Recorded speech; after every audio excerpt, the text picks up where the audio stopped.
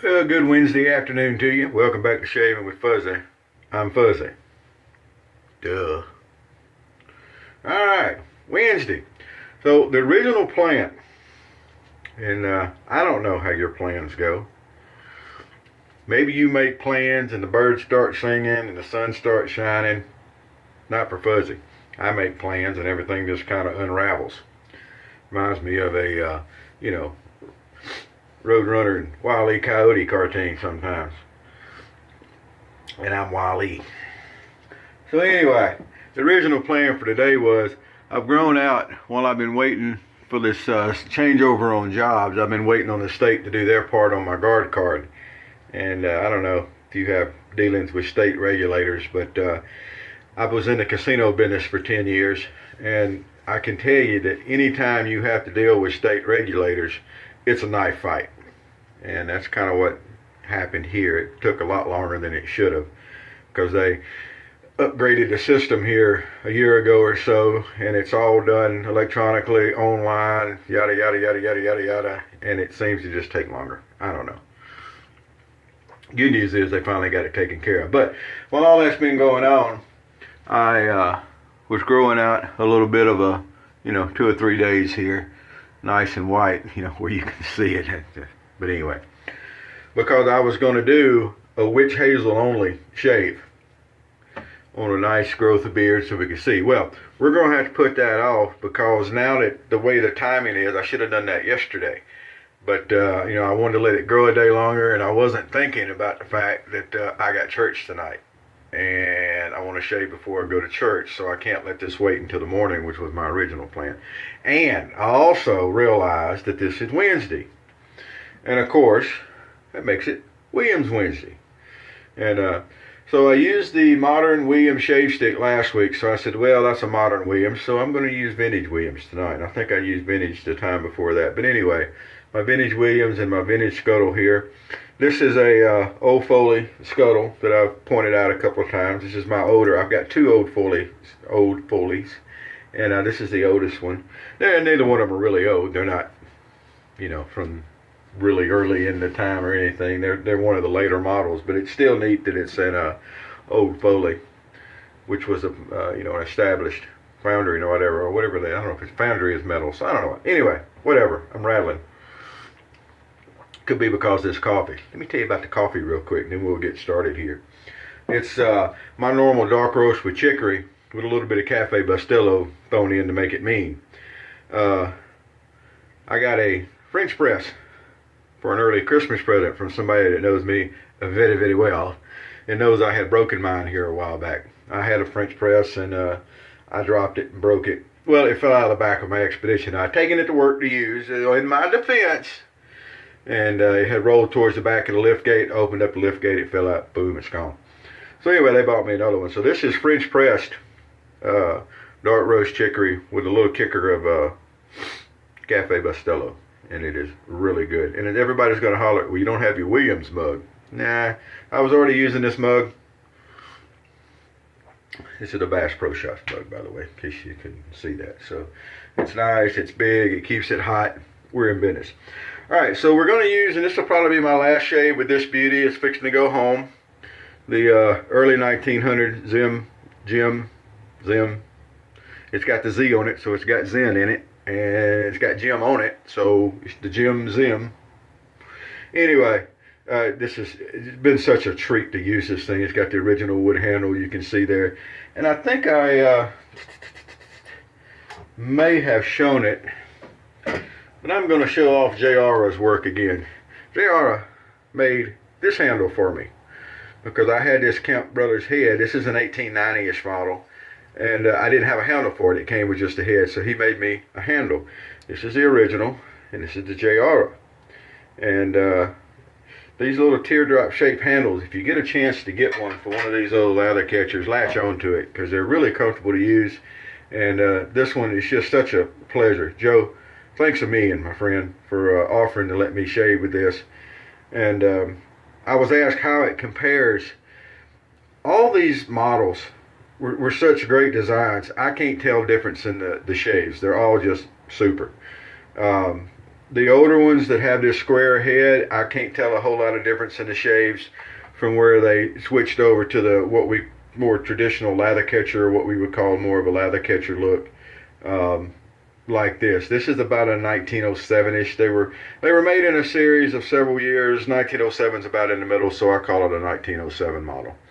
And it's an ever ready, but still it had the design. It's got the tabs on it, and it's nowhere near as ornate, as you'll notice, as this one. And but they shave a lot alike. I mean, you know, unfortunately, when you get going in this, it ends up a razor's a razor, a blade's a blade. But there's just something about knowing how old it is that has a big part in the shave. I would tell you, it really does. It's kind of like scent on a soap. It doesn't do anything for the you know, the shave, but it's nice to know. And that's how this comes up. It's nice to know how old it is, and you're using it. I'm gonna make sure that plastic piece is in. Now, I'm going to use a wedge blade again today. Before I send this back, I want to get a shave and a wedge razor. And I've got some wedge razors, but I want to get another wedge shave. So I've already stropped this. This is a stropping tool, by the way. And all it is, it's the handle off of a razor. In this case, it's a 1900-ish Superior there that I've got. And it's got a hole in the bottom, and it's made for the stropping attachment here to go in. And you put the stropping attachment in, and then the blade slides in, and you take that and you strop it. And in my case, I use this one, and you strop it like you would. And I can't really show that because my camera doesn't move. So I'm sitting here talking, I'm about to mess the blade up if I ain't careful. But anyway, that's how I strop a wedge blade. I've got the little stropping thing. Someone had asked about that the other day, and that's how I do it. So let's go ahead and get the old razor loaded up here. I'm going to demonstrate this again. Some of you may not have seen it in the last video. But you got the side pieces here that hold the blade down, and these adjusted so that, because as you use these blades and you hone them, they get thinner. So you had to be able to have it still hold tight. And also this one has the blade stops, so with these and the blade stops you can use a modern gem, which is what I used for the first shave with this razor. So the blade slides in and it goes under and all the way up against the blade stops. And then when you get it there, you have a tab here in the back, and you flip the tab forward. And that holds the blade against these and against the blade stops. And then I put my reading glasses on so I can make sure that the blade was behind the stops and was not overhanging, because they can overhang and you end up with a pretty wicked scar or scratch. I don't have any scars, but don't ask me how I know that. I'll probably lie to you. So we're going to finish up today. I've got some Lustreys Coachman, which is we've already determined over other shaves is basically just Pinard Clubman. It's made by the same people, same packaging. I think it's the same. It's just a different we'll run a little more water in the sink. Just a different name. And we're going to use the big old Omega Pro 98 knot in the JR 176 handle, which is a favorite of mine also. This is also some very fine work by JR. So that's what we're going to do today. So let's, boy, you can't see it, but my vanity top here is so cluttered with stuff. I go through and clean up, and then gradually everything creeps back out. Just how it goes. Now, we didn't use the scuttle the way it's meant to be. Put water in and soak the brush in it. I don't know why I didn't do that, but I didn't. So we're going to start with a damp brush. It doesn't have to be super wet. Right on top of the soap here, no blooming. This is not a scuttle that heats your lather any. Sorry, not that kind of scuttle. There are holes under the soap cake here. I assume that would be for if you had extra water in there, it would drain down. But I'll get back with you. My cub. He's the one that got me my French press. I'm so happy with my French press, by the way. It is a very, very nice way to make coffee. And I got a whistling tea kettle, so the neighbors know when my hot water gets ready, because I guarantee that thing is loud enough for them to hear. Let me tell you about it. Alright, so we're just loading up kind of a paste on the brush. Oh, got a shout out. I was watching a video the other day of a micromatic shave by She Shaves. Jill. Yes. Let me tell you folks, you should go watch that run of the Micromatic. She does a fantastic job with a Micromatic. And by just saying Micromatic, we're talking about the original open comb. And I think it was her first shave with one, if I remember correctly. I'm getting a little old, I don't remember things, but I think it was her first shave. But her shaving technique is such that she had absolutely zero issues with the Micromatic. And anybody that shaved with one of them things know that if your technique is off with an open comb Micromatic, you're going to pay for it. And it was a great shave. And she gave me some shout outs because she used my witch hazel touch-up pass, and it worked very well for her, and I'm very happy about that. So if you get a chance, she shaves with Jill, I believe. And if I got that wrong, I'm sure she'll correct it in the reply down here and throw something at me. But I think I got that right. And it's, if you want to see how to run a Micromatic, go check it out. And it's the first time she uses it. So that, like I said, that tells you the technique is there. Alrighty, well there we go. I'm going to thin this out just a little bit. I might have loaded a little extra soap on than I needed to. I don't really hurt anything. You can always adjust the mix by adding a little water if it's a little thick. You don't even have to use a bowl for that. You can save your bowl for the puppy chow. Another good use for a bowl, puppy chow. Yep. Alright, here we go on a several days ago. I can safely call this 3 days. And everything's all nice and tight and lined up. And we're going to do some good skin stretching here. Good skin stretching is important.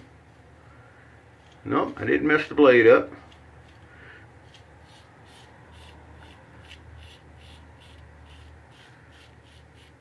Even get a little sing out of it. I'm sitting there talking and almost gouging myself. It would have been my fault, not the razors, though. Because I'm sitting there talking instead of paying attention.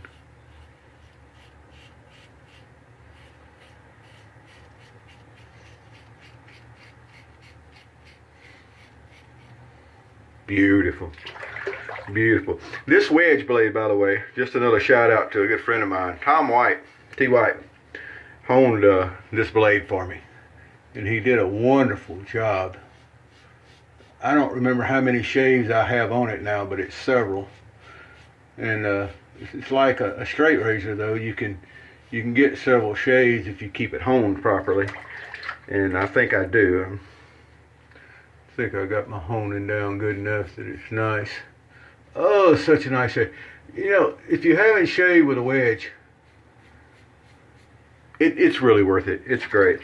There's some, extra upkeep and maintenance and things of that nature. That's why I don't use real straight razors. I use disposable blade, shavette type razors instead of the real thing, because I don't care for all the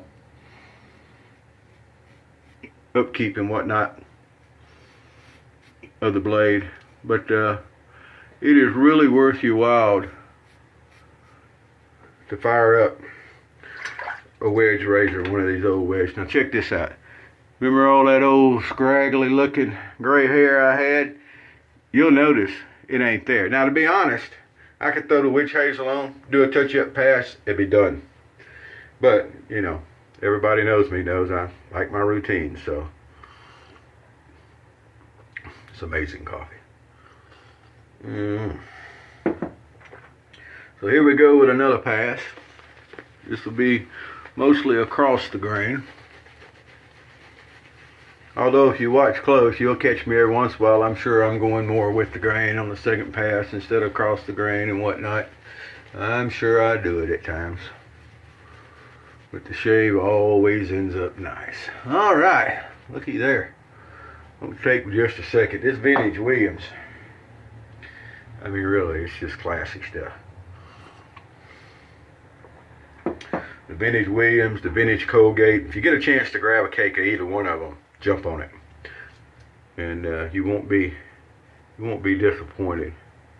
Of course, I don't think you'd be disappointed by modern Williams, but definitely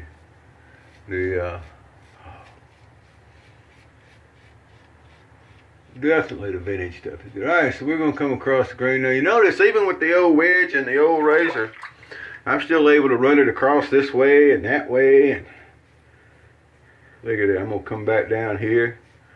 A little skin stretching, and I'm going to come under here. We're going to go back this way under here. It's still across. We'll even pull up a little bit and dress up a little bit here. Technique. Doesn't matter. Razors are razors, a blade once you get the technique down. But I do love. So tomorrow, I should get my, I've got my first 1910 Jim Jr. bar that was given to me by the original creator of the original safety, Dave Irving. I've had it loaned out along with my 1902 Camp Brother Star razor, and they've been gone for several months. I've had them loaned out to a really good guy from the Shaved Inn. Neil just does so much good over there with the 30-day crew, and I think he had a good time with them, and I had given him some carbon steel blades, and I think he came to realize that carbon steel is the way to go. Phone call. You'll have to wait till after the shave. Told you I was shaving. What are you calling for? Oh, anyway, they'll be back in. Should be tomorrow. So we'll get a shave of one of those old beauties here for too long. I've got several Jim Jr. bars, but that one was my first. That's what got me into the vintage lather catchers really well. Was that razor. Alright, so now for the witch hazel. Now Jill tried it the other day in her video, and it seemed to did her a lot of good. If you haven't tried this, I recommend it. I really do. I think the witch hazel touch-up pass is a really good thing. I think you can feel where you need a little touch-up. And today, the feeling is it's the normal places we normally do touch-up. We'll come down in front of the ear and down on the jawline. We'll come across the bottom here. Pretty much, it's just another pass. I'm not even going to fake it, act like it's not. But you notice the razor's not jumping all over the place. We're not having any problems. It's plenty slick. It'll also help with any razor burn you might have created, which even us old hands can sometimes get a little razor burn. Tighten up over here a little bit. For some reason, this right hand side of the goatee, I tend to not get it up as good coming under the ear over here. Although I don't really think it needs it that much. So there we go. Check that out, boys and girls. Went from that 3-day growth to just as smooth as can be. Very nice, comfortable shave out of the old wedge blade in the old early 1900. Probably 1903-ish, 1904-ish from what we can tell.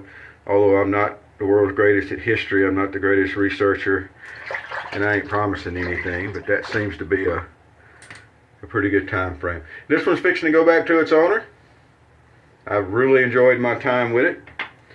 Really appreciate it, Joe. You let me try it out. So there we go. Another shave down. We're shaving with Fuzzy. Of course, the shave wouldn't be complete if I didn't mention that if you like single edge and injector shaving, you ought to come over and see us. I'm telling you, over at the original Safety 2, TOST. I'll see if I can remember and put a link in the description. Sometimes I remember, sometimes I don't. Getting old. But the original Safety 2, that's the number 2.com all together. And we'd be happy to see you over there. For single edge and injector shaving. That's what we do. It's just how it goes. There's always one over there. You get in and get active and you want to try something, I guarantee you there's somebody who's got it and they'll loan it to you. For the most part. Alright, don't ask Tom or any of them to loan you their 1909s, though. Ever readies. I don't see that happening. But other than that, you've got a pretty, and I don't loan out my F, my new improved shit. But other than that, probably everything. I don't know. I'm not going to say I wouldn't loan out the F. But, yeah, that's kind of a special razor. So anyway, y'all have a great day. I got to go get ready. Be time to roll out here for too long. I got to go fix me another cup of this coffee is what I got to do. Well, there we go. Williams Wednesday once again. Did you join me for Williams Wednesday? If not, every day it ends with a Y is a good day for Williams.